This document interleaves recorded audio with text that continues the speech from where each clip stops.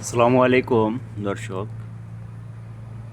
10 মিলি থিকনেসের 24 ইঞ্চি dia, 10 fit লম্বা একটি seamless pipe নিয়ে আসছিলাম ঢাকা থেকে, এবং 10 মিলি প্লেটের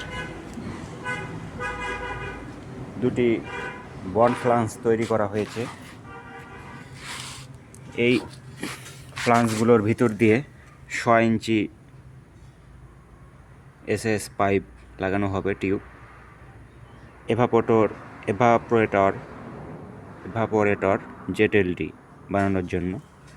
আগে বানিয়েছিলাম এসএস শিট দিয়ে ওয়েল্ডিং করে, সেটা হিটের জন্য ফেটে যাচ্ছে, তাই এমএস দিয়ে বানাতে হবে। এটা অনেক ভারী কাজ ভাই।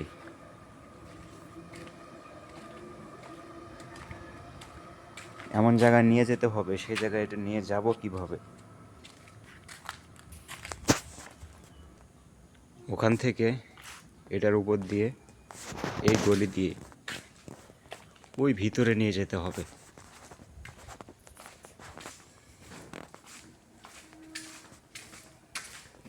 এগুলোর উপর দিয়ে নিয়ে যাব কিভাবে, আমি তো সেই চিন্তাটাই করতেছি।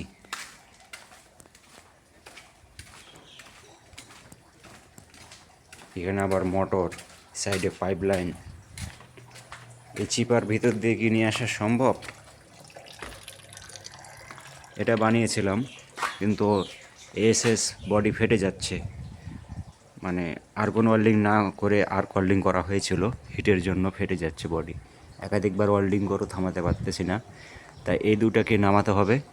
এগুলোর ক্যাপগুলো হয়তো ওই যে ওখানে দুইটা নিচের হপার, এগুলো নামায়া আবার উপরের প্ল্যাটফর্ম কেটে উপরে এটা শেডিং করতে হবে। ভাবতেছি এই ডাইজেস্টারের ফ্লাঞ্জের এই বালার সাথে চেন কপা লাগাই দিয়ে ওখান থেকে টেনে আনলে কেমন হয়।